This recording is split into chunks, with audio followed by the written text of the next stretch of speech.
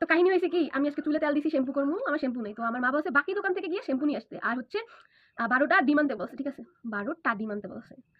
So আমি গেছি, আমি আর টাকা পয়সাও নিয়ে যাই না যে অন্য দোকান দিয়ে কিনবো। আমি তো জানি ওই দোকান খোলা, সো ওই দোকানে গেছি আমি শ্যাম্পু আনতে।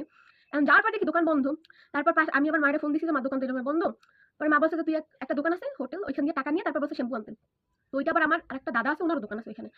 ওনার সাথে আমি আবার বলছি, তারপর উনি বলছে আমার কাছেও তো আছে সানসিল্ক শ্যাম্পু। পরে বলছি তাহলে তো ভালোই হয়, আপনি আমার 10টা শ্যাম্পু দেন, আমি হচ্ছে আপনাকে পরে টাকা দিয়ে যাবো। তারপর উনি করছে কি আমাকে এই যে শ্যাম্পুটা আছে না, হয়তো উনি জানে না, এই শ্যাম্পুটা আমার দিছে। এন্ড দেওয়ার পর আমি হাতে যখন ধরছি তখন আমি বললাম যে এতটুকু শ্যাম্পু 3 টাকা কইরা।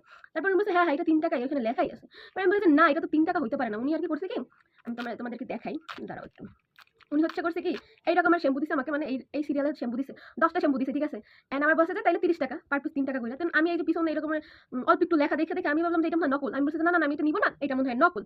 পরে আমি বলছি আমি অন্য দোকানে দেখি। তারপর আমি যেই দোকান থেকে অলওয়েজ শ্যাম্পু ট্যাম্পু কিনি, ওই দোকানে গেছি। আর মা যেখান থেকে বলছে 50 টাকা নিতে শ্যাম্পু কেনার জন্য, ওইখান থেকে টাকা নিয়ে ওই দোকানে গেছি। তারপর ওনাকে বলছি যে 3 টাকার গুলা দিন আমাকে। উনি বলছে মানে ফার্স্টে জিজ্ঞেস সানসিল্ক শ্যাম্পু আছে কিনা। তারপর বলছে যে হ্যাঁ আছে। তারপর আমি বলছি যে 3 টাকার গুলা দিন। উনি বলছে যে 3 টাকাটা তো নাই, তবে 3 পিস 5 টাকা ওইটা আছে। তো এই যে এইটা হচ্ছে 3 পিস। ঠিক আছে, এটা হচ্ছে 3 পিস 5 টাকা করে। আর উনি যার থেকে আমি প্রথমে নিতে চাইছিলাম, উনি এক এক পিস আমাকে হচ্ছে 3 টাকা করে সেল করতে চাইছে এই 3 পিস 5 টাকা শ্যাম্পু গুলো।